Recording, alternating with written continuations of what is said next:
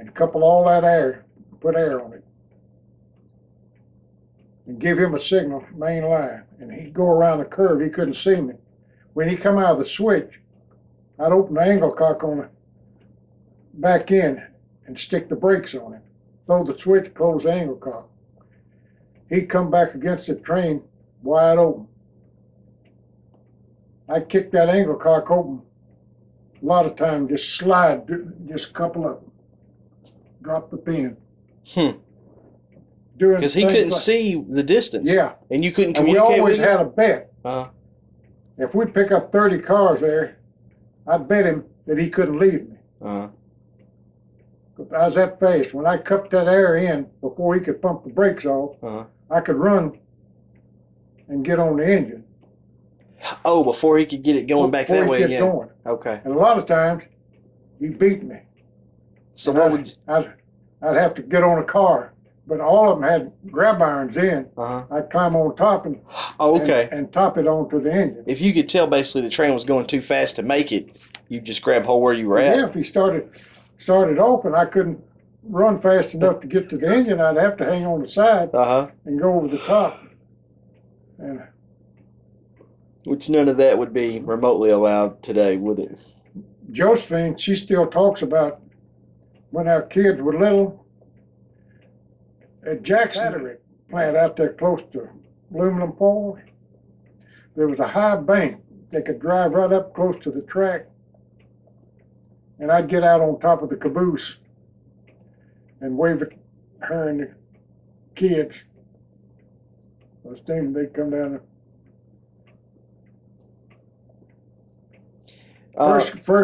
First car she ever learned to drive was a 1925 Buick. It was a one owner when I bought it. I bought it, I don't remember how much, but under $100, cheap, because I sold it for $25. But anyway, she learned to drive that old car, Shift. Had a straight 8 in it, like a big old Buick touring car. It belonged to a South End flagman. His name was Tom Steed. And he lived out on Lexington Street, in a big yellow 2-story house. But he traded that car off, and I got it. And I drove it because it didn't get about 10 miles a gallon. I drove it for about a year. And I sold it to Ralph Chandler for a bicycle and $25. Did you sold the car to him? Sold that Buick. Why so cheap? What do you think that Buick could be worth now? I don't know. I can't imagine. Why did you do it so cheap, though? Was it just ragged or something? No, man. It was in mint condition when I sold it. Why for only $25? The fenders on that thing was that thick. The door, you close the door on them, they just go. Nothing is built like that now. You wouldn't believe. But the different divisions. When you say the Tennessee division, what was the other division? Well, or was it Tennessee just the Cairo District and Oklahoma District? Well, I guess this is what I'm getting at. When the line left Jackson, one line split off, and it's still there that goes down through Pinson, and then it goes to Corinth, right? The other line kept going straight and went. It terminates now past some industries in South Jackson, but it used to keep going. Just below Island there's a track, and it's still there. It goes to the industrials over there. Exactly. It goes through Bemis. Right. Well, that's the old Tennessee division. Okay, and it went all the way south through part of Chester County into Hardeman County, right? Yeah, some of those little Silerton. Now, I can remember stopping there with a merchandise car. There's a little grocery store there, and unloading freight. For the grocery store? Yeah. Do you remember were there any stops between Silerton and Hornsby? Or was the very next stop Hornsby? I think Hornsby was the next. There was a passing track at Hornsby and a depot. And I think that's the next. Do you remember I Highway gotta- 64 going over it? Huh? Do you remember was Highway 64 there when the railroad came through Hornsby? US 64 goes from like Selmer through Hornsby into Bolivar. Was the highway there? Do you remember, or did they build that later? I don't know, but the highway is there now. What is it, 18? In Hornsby, it's 64, US 64. Highway 18 goes down through into Bolivar. Yeah, it was there, of course. Um, But after Hornsby, were there any other stops? I'd There have was to get- Serrell's. I got the list there. I'd have to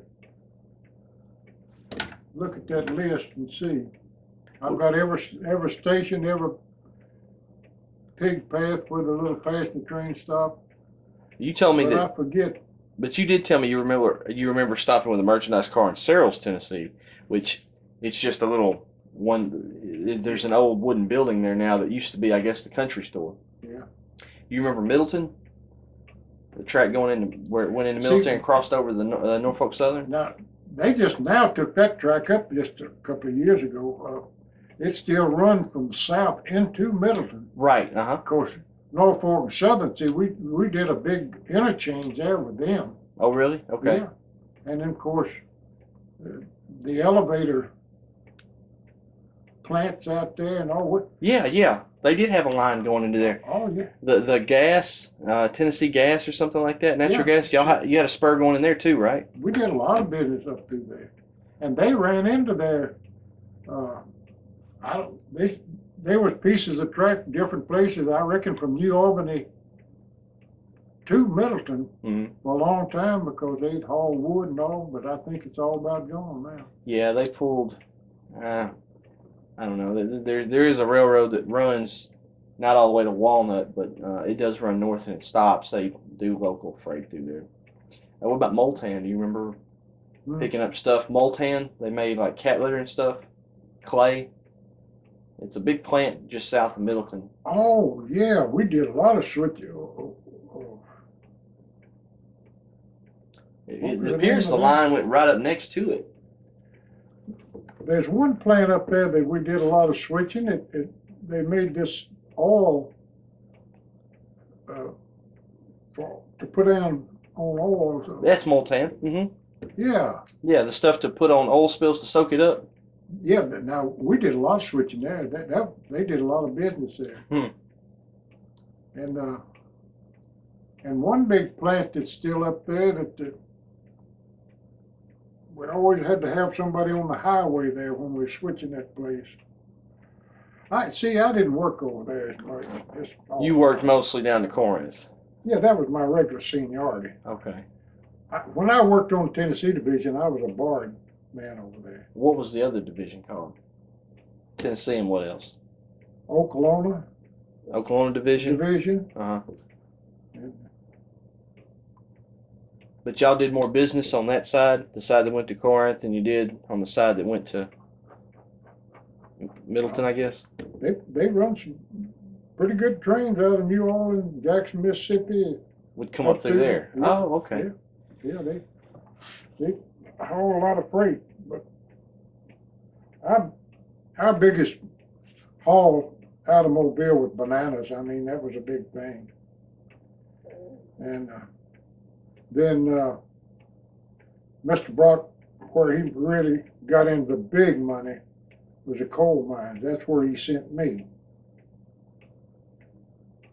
And of course, I didn't have enough education to do a lot of things that I'd like to have done, but I was good at what I did up there. I mean, taking care of outlawed crews and watching their time and releasing them and putting them back on duty and stuff like that.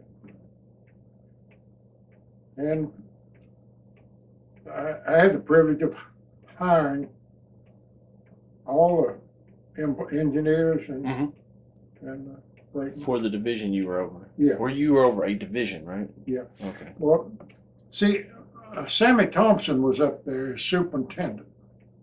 I had worked with him here as a brakeman, and he was promoted to superintendent. and he had the Murfreesboro district between St. Louis and Cairo. And I went up there, he had cancer and he died. Well, Mr. George Kelly was superintendent at Jackson, and we had always been good friends. And they extended his territory all the way to St. Louis. So he was my superintendent. But he more or less just turned over the Murfreesboro district to me. He seldom ever come up there. This is a bad derailment or something like that.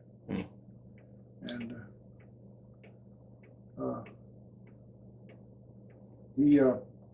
he died with a heart attack. He'd been up. We had a bad derailment at Sparta, Illinois. We had a big printed magazines. Did a lot of business with the railroad. We'd had a pretty bad derailment up there, and he was up there. And Mr. Kelly, you don't need to go home tonight. He promised me he's going to go to bed, but I guess he changed his mind. And he got over here at the American Legion at Humboldt. That was before the bypass or anything. And every time I pass it, I think about him where he run in the ditch, had a heart attack and died. On the way to the back to Jackson. He worked himself to death. Mr. Kelly was one of the best men I ever knew. I mean, moral in every respect. He really wasn't that good at railroading. I mean, he was a smart man, but when it come to classification, switching, stuff like that, he wasn't very good at it. I made him mad at me one time. We used to do a lot of switching at Humboldt fertilizer plant. I had a switch list, 3 switch lists, 50 cars on each one, 150 cars. And I had 4 tracks of fertilizer, and you had so much switching to do there, bringing out the empties. They come in with these little front end loaders and unload those cars through the cars. And they unload potash, super potash, and furfural, and all this. But anyway, they had to be spotted just right. You had to spot the acid and everything. Well, that was back in the days where you run 16 hours a day.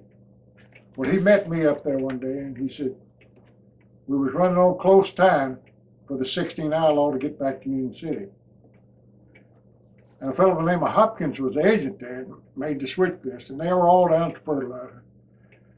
And he told me, he said, now, Ben, he said, Hoppy and I have got it figured out here. If you do, I said, let me tell you something, Mr. Kelly. I study these switch lists, and when I get ready to go switching, I can't do it your way. I got to do it my way. I said, if you want this done and get back to Union City, you need to leave me alone.